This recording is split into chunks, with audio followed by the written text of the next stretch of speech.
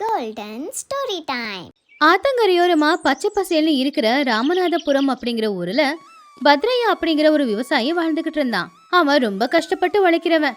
வெயிலு மழைன்னு பார்க்காம எப்பவுமே உழைச்சிக்கிட்டே இருப்பான்.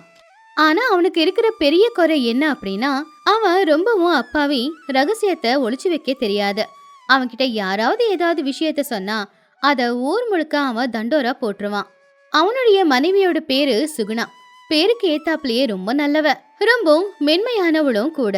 புருஷனோட அப்பாவித்தனத்தை பயன்படுத்திக்கிட்டு யாராவது என்னைக்காவது அவருக்கு கஷ்டத்தை கொடுத்துருவாங்களோ என்னவோன்னு எப்பவுமே பயந்துகிட்டே இருப்பா. அவங்களுக்கு குழந்தைங்க இல்லைனாலும் ஒருத்தங்களுக்கு ஒருத்தங்க துணையா ரொம்ப அந்யோன்யமா வாழ்ந்துகிட்டு இருந்தாங்க. அதே ஊர்ல தான் சுப்பையா அப்படிங்கிற ஒரு பெரிய மனுஷன் இருந்தான்.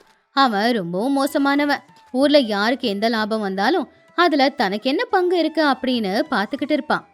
ஒரு நாள் காலையில சுகுணா எழுந்திருச்சு வாசல் பெருக்கி கோலத்தை போட்டுக்கிட்டு இருக்கும் போது பத்ரையா கலப்பைய தோல்ல தூக்கி போட்டுக்கிட்டு வயலுக்கு வேலைக்கு கிளம்புனா. ஏங்க, உங்ககிட்ட ஒரு விஷயம் கேட்கணும். நேத்து சாயந்தர நேரம் அந்த சுப்பைய கிட்ட ஊருக்கு மத்தியில உக்காந்துக்கிட்டு அவ்வளவு நேரம் பேசிக்கிட்டு இருந்தீங்களே, அப்படி அவர் என்ன சொன்னாரு? நீங்க அவர்கிட்ட எந்த ரகசியத்தையும் சொல்லல இல்லையா? ஏன் சுகுணா இப்படி சொல்ற? சுப்பையா யாரு? நம்ம ஊருக்கே பெரிய மனுஷன். அவரு கேட்டு நான் சொல்லலன்னா நல்லா இருக்குமா? இந்த தடவை வயல்ல எத்தனை மூட்டை நெல்லு கிடைச்சது, நம்ம வீட்டு மாடு எத்தனை லிட்டர் பால் கறக்குதுன்னு எல்லாம் கேட்டாரு. ஐயோ கடவுளே, உங்ககிட்ட எத்தனை தடவை சொல்லிருக்கேன். முந்தா நேத்து நம்ம மாடு கண்ணு போட்ட உடனேயே நீங்க சந்தோஷமா போய் அவர்கிட்ட சொன்னீங்க. அவரு உடனே உங்க அப்பாவோட பழைய பாக்கி இருக்கு, அதுக்கு பதிலா நான் இந்த கண்ணுக்குட்டி எடுத்துக்கிறேன்னு சொல்லி அந்த கண்ணுக்குட்டி எடுத்துக்கிட்டு போக முயற்சி பண்ணாரு. நான் தடுக்கலன்னா அந்த கண்ணுக்குட்டியும் போயிருக்கோம். நீங்க ஏன் எல்லாத்தையும் அவர்கிட்ட சொல்றீங்க? என்ன சுகுணா, எதுக்கு பெரியவரை பத்தி தப்பு தப்பா பேசிக்கிட்டு இருக்க? அவரு எங்க அப்பா காலத்தை சேர்ந்தவர். எனக்கு அப்பா மாதிரி. நமக்கு அவரு தப்பெல்லாம் நினைக்க மாட்டாரு. நான் எதையுமே ரகசியமா வச்சுக்க மாட்டேன்னு உனக்கு தெரியும் தானே? அப்புறம் நான் என்ன பண்றது? சரி சரி விடுங்க, என்ன பண்றது? அந்த கடவுள் தான் உங்களை காப்பாத்தணும். என்னைக்காவது யாருக்கிட்டையும் எதுவுமே சும்மா பேசிக்கிட்டு இருக்காம வேலை முடிஞ்சதும் நேரா வீட்டுக்கு வந்து சேருங்க. பத்ரையா சரி அப்படின்னு அங்கிருந்து வயலுக்கு கிளம்புனா. ஆனா சுகுணா மட்டும் இவரு என்னைக்கு எந்த பிரச்சனையில மாட்டிப்பாரோ அப்படின்னு ரொம்பவே பயந்துகிட்டு இருந்தா. மதிய நேரம் சூரியன் நடு நெத்தியில வந்து நிக்கும் போது பத்ரையா வயல்ல இறங்கி கலப்பைய வச்சு நிலத்தை உழுதுகிட்டு இருந்தான். அப்பதான் திடீர்னு அந்த கலப்புக்கு ஏதோ ஒண்ணு பட்டு மாடுங்க நின்னு போச்சு. டங்குன்னு ஏதோ ஒரு பாறையில மோதுற மாதிரி ஒரு சத்தம். ஹொய் ஹொய் ஹொய் ஹொய், ரெண்டு பேரும் அப்படியே நில்லுங்க. அட, என்ன இது? நடுவுல எதனா பெரிய பாறை இருக்குமோ? அப்படின்னு பத்ரையா அந்த பாறை எடுக்கலான்னு மண்ணை தோண்டிக்கிட்டு இருக்கும்போது கொஞ்ச நேரத்துல மண்ணெல்லாம் பூசி இருக்கிற ஒரு பானை அவனுக்கு கிடைச்சது. அந்த பானையை சுத்தி ஒரு பெரிய பட்டு துணியால அதோட வாய மூடி வச்சிருந்தாங்க. பத்ரையா அந்த துணியை எடுத்து உள்ள என்ன இருக்குன்னு பார்க்கும்போது உள்ள இருக்கிற பொருள் பளபளன்னு ஜொலிச்சுது. அந்த பானை நிறைய அந்த காலத்து தங்க காசுங்க நிறைஞ்சி இருந்துச்சு. அட கடவுளே, தங்க காசு அப்படின்னா புதையலா? கடவுளே, இத்தனை நாளைக்கு அப்புறம் என் மேல உன் கருணைய காட்டியிருக்கியா? இனிமே நான் கோடீஸ்வரன் ஆயிடுவேன். அப்படின்னு சொல்லி பத்ரையா எழுந்துச்சு சுத்திலும் பார்த்தான். யாருமே இல்ல. அந்த பானையை அப்படியே மண்ணு போட்டு புதைச்சு வச்சுட்டு இந்த விஷயத்த ஊர்ல இருக்கிற எல்லாருக்கிட்டையும் சொல்லலாம் அப்படின்னு அவன் கிளம்புனான். ஆனா அப்படியே நின்னு இல்ல முதல்ல சுகுணா கிட்ட சொல்லிட்டு அதுக்கப்புறமா சுப்பையா கிட்ட சொல்லிட்டு அதுக்கப்புறமா ஊர்க்காரங்க கிட்ட சொல்லலாம்னு நினைச்சான். அந்த புதையில எடுத்து ஒரு பழைய கோணிப்பையில போட்டுக்கிட்டு அதை தோல்ல தொங்க வச்சுக்கிட்டு வீட்டுக்கு வந்தான். அப்போ சுகுணா சமையல் அறையில சமைச்சுக்கிட்டு இருந்தா. சுகுணா, சுகுணா, எங்க இருக்க? சீக்கிரமா வா, நம்ம கஷ்டமெல்லாம் தீர போகுது. அந்த மகாலட்சுமி நம்மள தேடி வந்திருக்கா. சுகுணா வேகமா வெளியில வந்து, ஏங்க இப்படி கத்திக்கிட்டு இருக்கீங்க? ஆமா, என்ன இது? இந்த மூட்டையில என்ன இருக்கு? பத்ரையா உடனே அந்த புதையலை திறந்து காட்டினா. அதுல இருக்கிற தங்கத்தை பார்த்து சுகுணா ரொம்ப சந்தோஷப்பட்டா. அவ கண்ணுல சந்தோஷம் தெளிவா தெரிஞ்சுது. ஆனா அடுத்த நொடியே அந்த சந்தோஷம் கவலையா மாறிச்சு. ஏன்னா எதிர்காலத்துல இதனால என்ன நடக்க போகுது அப்படிங்கிறது அவ கண்ணுக்கு முன்னாடி வந்துச்சு. பாரு சுகுணா, நம்ம வயல்ல கிடைச்ச புதையல் இது. ஏங்க, இவ்வளவு பெரிய புதையல் நம்ம வயல்ல கிடைச்சதுன்னா அது கடவுளோட கருணை தான். ஆனா இத நீங்க யாருக்கிட்டையாவது சொன்னீங்களா? யாராவது பார்த்தாங்களா? இன்னும் யாருக்கிட்டையும் சொல்லல சுகுணா. முதல்ல உன்கிட்ட தான் சொல்லணும்னு புதையில எடுத்துக்கிட்டு வந்தேன். இதுக்கப்புறம் தான் போய் அந்த சுப்பையா கிட்ட, அதுக்கப்புறம் தான் ஊர்க்காரங்க கிட்ட சொல்லணும்னு நான் நினைச்சுக்கிட்டு இருந்தேன். சுகுணாவுக்கு ஒரு நிமிஷம் இதயமே நின்னு போச்சு. உடனே புருஷனோட கைய பிடிச்சி அவ இழுத்துட்டா. வேண்டாம், யாருக்கிட்டயும் சொல்லாதீங்க. முக்கியமா அந்த சுப்பையா கிட்ட சொல்லாதீங்க. அவன் எவ்வளவு பெரிய ஏமாத்துக்காரன்னு உங்களுக்கு தெரியும் தானே? இந்த விஷயம் அவனுக்கு தெரிஞ்சது, இந்த வயலு எங்க தாத்தா காலத்துது, இந்த புதையல் எங்க முத்தாத்தா புதைச்சு வச்சது அப்படின்னு ஏதாவது ஒண்ணு சொல்லி இந்த புதையலை அவனுக்கு சொந்தமாக்கிப்பான். நம்மள ஜெயில பிடிச்சு கொடுத்துருவான். நம்ம 2 பேரோட வாழ்க்கையும் வீணா போயிடுங்க. தயவு செஞ்சு யாருக்கிட்டயே சொல்லிடாதீங்க. சுகுணா, எப்ப பார்த்தாலும் நீ அவரை தப்பா தான் நினைக்கிற. அவரு இந்த ஊருக்கே பெரியவரு. அவரு ரொம்ப நல்லவரு. அவர்கிட்ட இந்த விஷயத்த சொல்லலைன்னா என்னால நிம்மதியா தூங்கவே முடியாது. நான் கண்டிப்பா அவர்கிட்ட சொல்லுவேன். இன்னைக்கு இல்ல, நாளைக்கு போய் சொல்லுவேன். அப்படின்னு பத்ரையா சொன்னதை கேட்டதும் சுகுணா ஒரு முடிவுக்கு வந்தா. இவரு ரகசியத்தை ஒளிச்சு வைக்க மாட்டாரு, நம்ம சொல்ற பேச்சையும் கேட்க மாட்டாரு. ஆனா புதையல் கிடைச்சது அப்படிங்கிற ரகசியத்தை சுப்பையா கிட்ட இல்ல, ஊர்ல இருக்கிற யாருக்கிட்ட சொன்னாலுமே யாரும் அதை நம்ப கூடாது. என் புருஷன் உசுருக்கு ஆபத்து வரக்கூடாது, என் புருஷனை எல்லாருக்கும் முன்னாடியே பைத்தியக்காரனை ஆக்கி ஆகணும்னு நினைச்சா. சரிங்க, அப்ப நாளைக்கு போய் நீங்க அந்த சுப்பையா கிட்ட சொல்லுங்க, இந்த புதையலை நான் பத்திரமா பீரோல எடுத்து வச்சிடுறேன். சுகுணா அன்னைக்கு சாயந்தரமே சந்தைக்கு போய் பத்ரையாவுக்கு கூட தெரியாம கொஞ்சம் மீனுங்களை காசு கொடுத்து வாங்கிட்டு வந்து யாருக்கும் தெரியாம வீட்டுல ஒளிச்சு வச்சுட்டா. அன்னைக்கு பத்ரையா சாப்பிட்டு முடிச்சுட்டு நல்லா தூங்குனான். பகலெல்லாம் கஷ்டப்பட்டதுனால அவனுக்கு நல்லாவே தூக்கம் வந்துச்சு. புருஷன் நல்லபடியா தூங்கிட்டான் அப்படின்னு முடிவு பண்ணதுக்கு அப்புறமா சுகுணா அவ சந்தையில இருந்து கொண்டு வந்த அந்த மீனை எல்லாத்தையுமே வெளியில இருக்கிற மாமரத்துல போய் ஒரு கயிறு போட்டு நல்லா கட்டிட்டா. அதுக்கப்புறமா அங்கிருந்து சமையலறைக்குள்ள வந்தா. அவ சந்தையில இருந்து வாங்கிட்டு வந்த மாவு, நெய், வெல்லம் எல்லாத்தையும் எடுத்து ராத்திரியோட ராத்திரியா 100கணக்கான இனிப்புகளையும் அதே மாதிரி நிறைய அதிரசங்களையும் நெய் மணக்க மணக்க செஞ்சா. அப்படி சுட்ட அந்த அதிரசத்தை அவ 2 கூடை நிறைய போட்டுக்கிட்டு மெதுவா வீட்டை விட்டு வெளியில வந்து அவ கூடையில வச்சிருந்த அந்த அதிரசத்தை எல்லாத்தையுமே வீட்டு வாசல்லையும் வீட்டோட கூரை மேலேயும் ஆகாயத்துல இருந்து விழுந்த மாதிரி வச்சா.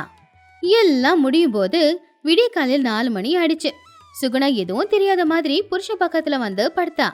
அடுத்த நாள் 6 மணிக்கு சூரியன் உதயமாகும் போது சுகுணா உடனே எழுந்திருச்சு புருஷனையும் எழுப்புனா. ஏங்க ஏங்க, சீக்கிரமா எழுந்துறீங்க, வெளியில எவ்வளவு பெரிய அதிசயம் நடந்திருக்குன்னு பாருங்க. அட, என்னாச்சு சுகுணா? ஏன் காலையிலேயே கத்துற? ஏங்க, நேத்து நமக்கு நல்ல நாள் போல. நமக்கு வயல்ல புதையல் கிடைச்சதுல, அது மட்டும் இல்ல, நம்ம வீட்டுக்கு மேல ஆகாயத்துல இருந்து நிறைய அதிரசமோ விழுந்திருக்கு. வாங்க வந்து பாருங்க. பத்ரையாவால அதை நம்பவே முடியல. அவன் உடனே எழுந்திருச்சு வெளியில வந்து பார்த்தப்போ உண்மைதான். அவங்க வீட்டு கூரை மேல, அவங்க வெளியில வாசல் மேல எல்லா இடத்துலயுமே சுட சுட அதிரசம் இருந்துச்சு. அட, உண்மையிலேயே அதிரசம் தான் விழுந்திருக்கு. அந்த கடவுளுக்கு நம்ம மேல எவ்வளோ கருணை சுகுணா. இப்படிப்பட்ட காட்சிய என் வாழ்க்கையில நான் பார்த்ததே கிடையாது அப்படின்னு சொல்லி சுப்பையா சந்தோஷமா ஒரு அதிரசத்தை எடுத்து சாப்பிட்டு பார்த்தான். ஆஹா, கடவுள் அனுப்புன இந்த அதிரசம் ரொம்பவே நல்லா இருக்கு. முதல்ல சுப்பையாவுக்கு போய் 2 கொடுத்துட்டு வரேன் அப்படின்னு சந்தோஷமா அதிரசத்தை சாப்பிட்டுக்கிட்டு இருந்த பத்ரையாவோட பார்வை திடீர்னு வீட்டுக்கு முன்னாடி இருந்த மாமரத்து மேல போச்சு. இப்ப அந்த மாமரத்துல மாங்காயோ மாம்பழமோ இல்ல, மீன் தொங்கிக்கிட்டு இருந்துச்சு. அட சுகுணா, இங்க பாரு, நம்ம மாமரத்துல மீன் காய்ச்சி தொங்குது. நேத்து வரைக்கும் நம்ம மாமரத்துல இருந்த மாங்காய் பிஞ்செல்லாம் அதுக்குள்ள எப்படி மீனா மாறிச்சு? ஆமாங்க, எனக்கும் ஆச்சரியமா தான் இருக்கு. கடவுள் ஒரேடியா நமக்கு நிறைய நன்மைகளை பண்ணிட்டாங்க. நீங்க முதல்ல போய் சுப்பையா கிட்ட இந்த விஷயத்த சொல்லுங்க, அப்பதானே அதை கேட்டு அவரும் ரொம்ப சந்தோஷப்படுவாரு. பத்ரையா அதை கேட்டு ரொம்ப சந்தோஷமா, கண்டிப்பா சொல்லத்தான் போறேன், இதெல்லாம் அவர்கிட்ட சொல்லிட்டு வரேன் அப்படின்னு சொல்லி அவன் ரொம்ப உற்சாகமா அங்கிருந்து கிளம்புனா. அப்போ சுகுணா புருஷன் போறத பார்த்து, அப்பாடா, நான் நினைச்சது நடக்க போகுது, இனிமே என்ன சொன்னாலும் அந்த சுப்பையா நம்ப போறதில்லன்னு நினைச்சா. ஊருக்கு நடுவுல இருக்கிற மரத்துக்கு கீழே சுப்பையாவும் ஊர் பெரிய மனுஷங்க எல்லாரும் உட்காந்துருந்தாங்க. அப்ப பத்ரையா வேக வேகமா அவங்க பக்கத்துல போனா. ஐயா, உங்ககிட்ட ஒரு நல்ல செய்தி சொல்லலான்னு வந்திருக்கேன். என் வாழ்க்கையில ஒரு பெரிய அதிசயம் நடந்திருக்கு. என்ன பத்ரையா, என்ன சொல்லிக்கிட்டு இருக்க? நேத்து மதியம் நான் வயலை உழுதுகிட்டு இருக்கும்போது பெரிய பித்தளை பானை கிடைச்சது. அது உள்ள நிறைய தங்க காசு இருந்துச்சுங்க ஐயா. அப்படின்னு பத்ரையா புதையல் அப்படின்னு சொன்னதை கேட்ட உடனேயே சுப்பையாவோட கண்ணுல பேராசை நல்லா தெரிஞ்சது. அங்க இருந்தவங்க எல்லாருமே ரொம்பவும் ஆச்சரியப்பட்டாங்க. அப்போ சுப்பையா மனசுக்குள்ள, வயல்ல புதையல் கிடைச்சதா? இந்த வீணா போனவனுக்கு எதுக்கு அவ்வளவு தங்கம்? அது மொத்தத்தையுமே நான் எடுத்துக்கறேன். ஆ, என்ன சொன்ன பத்திரையா? புதையல் கிடைச்சதா? அப்படின்னா அந்த புதையல் எனக்கு தான் சொந்தம். அந்த வயல் புளிய மரத்துக்கு பக்கத்துல இருக்கிற வயல் தானே? அது எங்க தாத்தா காலத்து வயல். என் பாட்டன் அந்த இடத்துல ஒரு புதையலை புதைச்சி வச்சதா எங்க அப்பா சொல்லியிருக்காரு. அது எனக்கு சொந்தம். மரியாதையா கொடுத்துடு. அதை கேட்டு பத்ரையா பயந்துட்டான். சுப்பையா பாராட்டுவாரு அப்படின்னு எதிர்பார்த்தா இப்படி நம்மள ஏமாத்த பாக்குறாரே அப்படின்னு நினைச்சான். என்னங்க ஐயா, அந்த வயலை நான் கஷ்டப்பட்டு உழைச்சி வாங்கினேன். அப்ப அதில் கிடைச்ச புதையல் எனக்கு தானே சொந்தம். என்னடா விளையாண்டுக்கிட்டு இருக்கியா? இந்த பஞ்சாயத்தை இங்கேயே முடிச்சுக்கலாம். எல்லாரும் கேளுங்க. அந்த வயல் எங்க தாத்தா காலத்து வயல். அப்ப அதில் கிடைக்கிற புதையல் எனக்கு தானே வந்து சேரணும். அப்போ அங்கே இருக்கிற அந்த ஊரோட தலைவர், இருங்க சுப்பையா, அவ்வளோ சீக்கிரம் முடிவு பண்ண முடியாது. நம்ம பத்ரையாவோட மனைவி சுகுணாவை வர சொல்லுங்க. அந்த பொண்ணுகிட்டையும் கேட்டுட்டு முடிவை சொல்றேன். உடனே ஆட்கள் போய் சுகுணாவை பஞ்சாயத்துக்கு கூட்டிக்கிட்டு வந்தாங்க. சுகுணா சோகமான முகத்தோட பஞ்சாயத்துல வந்து நின்னா. அம்மா சுகுணா, உன் புருஷனுக்கு ஏதோ நேத்து வயல்ல புதையல் கிடைச்சதாமே. அது எனக்கு தான் சொந்தம் அப்படின்னு சுப்பையா சொல்லிக்கிட்டு இருக்காரு. அந்த புதையல் எங்கம்மா? அதை இங்க கொண்டு வாயேன். அதை கேட்டு சுகுணா அழுதுகிட்டே, ஐயோ ஐயா, எல்லாம் என் கெட்ட நேரம். என் வீட்டுக்காரருக்கு இப்பெல்லாம் பைத்தியம் பிடிச்சிருச்சு. மனநிலை பாதிக்கப்பட்டிருக்கு. இல்லாதத இருக்கிற மாதிரி அவரு கற்பனை பண்ணி பேசிக்கிட்டு இருக்காரு. அத கேட்டதும் சுப்பையாவுக்கு கோவம் வந்துருச்சு. பொய், இது சுத்த பொய். அந்த புதையலை ஒளிச்சு வச்சுட்டு இல்லைன்னு சொல்ற. பத்ரையாவுக்கு ஒன்றும் மனநலம் பாதிக்கப்படல. ஐயா, நான் பொய் சொல்லலைங்க ஐயா. என் வீட்டுக்காருக்கு உண்மையிலேயே மனநிலை பாதிக்கப்பட்டிருக்கு. சரி, நேத்து மதியம் அவருக்கு புதையல் கிடைச்சதுன்னு சொன்னாரு இல்லையா? அப்படின்னா நேத்து ராத்திரி இன்னைக்கு காலையில எங்க வீட்டுல என்ன நடந்துச்சுன்னு அவர்கிட்ட கேளுங்க. அவரு சொல்ற பதில வச்சு உங்களுக்கே புரியும். அப்போ ஊர் தலைவர் பத்ரையாவை பார்த்து, என்ன பத்ரையா, உன் பொண்டாட்டி சொல்றது உண்மைதானா? புதையல் கிடைச்சதுக்கு அப்புறம் உங்க வீட்டில் என்ன நடந்தது? ஆமாங்க ஐயா, இன்னும் அதிசயம் நடந்தது. அந்த கடவுளுக்கு என் மேல அதிகமா கருணை வந்துடுச்சு போல. புதையலை மட்டும் கொடுக்கல, நேத்து ராத்திரி எங்க வீட்டுக்கு மேல அதிரச மழையே பொழிஞ்சுது. நான் கூட அந்த அதிரசத்தை சாப்பிட்டேன். அதை கேட்ட மத்தவங்க எல்லாரும் என்னது அதிரச மழை பெஞ்சதா அப்படின்னு ஆச்சரியப்பட்டாங்க. அப்போ சுப்பையாவோட முகமும் வாடி போச்சு. இவன் என்ன சொல்லிக்கிட்டு இருக்கான் அப்படின்னு நினைச்சான். ஆகாயத்துல இருந்து அதிரசமா? சரி, அடுத்து என்ன நடந்தது? ஐயா, அதிசயத்திலேயே இதுதான் அதிசயம். மாமரத்துல மாங்காய் பார்த்துருப்போம், மாம்பழம் பார்த்துருப்போம். ஆனா காலையில எழுந்து பார்க்கறேன், என் வீட்டுக்கிட்ட இருந்த மாமரத்துல மீன் கொத்து கொத்தா தொங்கிக்கிட்டு இருக்கு. அவ்வளவுதான். பத்ரையா அப்படி சொன்னது கேட்ட உடனேயே ஊர் தலைவர், ஊர்ல இருக்கிற மக்கள் எல்லாருமே சிரிக்க ஆரம்பிச்சிட்டாங்க. ஆகாயத்துல இருந்து அதிரசம், மாமரத்துல மீன். உண்மையிலேயே இவனுக்கு பைத்தியம் தாண்டா பிடிச்சிருக்கு. ஆமாண்டா, இவனுக்கு பைத்தியம் தான் பிடிச்சிருக்கு. இது தெரியாம சுப்பையா வேற தாத்தா காலத்து புதையலுன்னு அதையும் கேட்டாரு பாரேன். அப்படின்னு சொல்லி எல்லாரும் சுப்பையாவை பார்த்து விழுந்து விழுந்து சிரிச்சுக்கிட்டு இருந்தாங்க. சுப்பையாவுக்கு அது ரொம்ப அவமானமா இருந்துச்சு. ஒரு பைத்தியக்காரன் சொன்னதை நம்பி நம்ம சொத்துன்னு சொல்லி நம்ம ஊர் முன்னாடி நம்ம மானத்தையே நம்ம வாங்கிட்டோமே அப்படின்னு நினைச்சு அவன் ரொம்ப வருத்தப்பட்டான். சரி பத்ரையா, நீ வீட்டுக்கு போ, பஞ்சாயத்து முடிஞ்சது. அப்படின்னு பத்ரையாவையும் சுகுணாவையும் பஞ்சாயத்துல இருந்து அனுப்பிட்டாங்க. அவங்க வீட்டுக்கு வந்துட்டாங்க. பத்ரையா என்னமோ இன்னும் குழப்பத்துல தான் இருந்தான். ஜனங்க எதுக்காக சிரிச்சாங்க அப்படின்னு அவன் யோசிச்சுக்கிட்டு இருக்கும்போது, ஏங்க, பைத்தியக்காரத்தனமான உங்க பேச்சுக்கு ஜனங்க எப்படி சிரிச்சாங்க பாத்தீங்களா? நீங்க நம்பின அந்த சுப்பையா என்ன பண்ண பார்த்தான்னு பாத்தீங்களா? இதுல பைத்தியக்காரத்தனம் எங்க இருக்கு சுகுணா? உண்மையாவே அதிரச மழை தான் பொழிஞ்சது. மாமரத்துல கூட மீனுங்க இருந்துச்சு. இது எதுவுமே கடவுள் பண்ணது இல்லைங்க, நான் பண்ணது.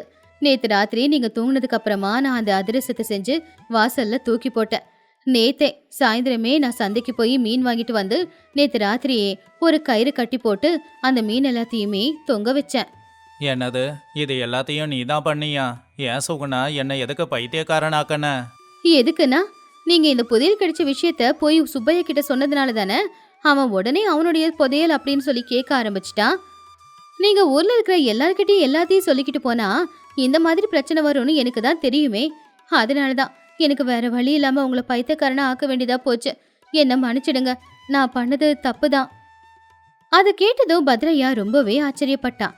தன்னுடைய பொண்டாட்டி புத்திசாலித்தனமா அவனையும் அவன் குடும்பத்தையும் அந்த புதையலையும் காப்பாத்தி இருந்தா. அவ அப்படி பண்ணலனா இன்னைக்கு அவங்க கிட்ட எதுவுமே இருந்திருக்காது. சுகுணா, என்ன நீ மன்னிக்கணும். நான் எப்பவுமே ரகசியத்தை உள்ள வச்சுக்காம எல்லார்கிட்டயும் சொல்லிக்கிட்டு இருப்பேன். ஆனா அப்படி சொல்றது எனக்கு எவ்வளோ பிரச்சனையாகும்னு எனக்கு தெரியல. இனிமே எந்த ரகசியத்தையும் நான் வெளியில சொல்ல மாட்டேன். எனக்குள்ளேயே எல்லாத்தையும் வச்சுக்கிறேன். அப்படி அவங்களுக்கு புதையல் கிடைச்சதை எல்லார்கிட்ட இருந்தும் மறைச்சிட்டாங்க. அதுல இருந்து கொஞ்சம் கொஞ்சமா எடுத்து அத பணமா மாத்தி யாருக்கும் சந்தேகம் வராத அளவுக்கு அவங்க கொஞ்சம் கொஞ்சமா வளர்ந்தாங்க. அப்படி அவங்க 2 பேருடைய வாழ்க்கையும் ரொம்ப சந்தோஷமா இருந்துச்சு.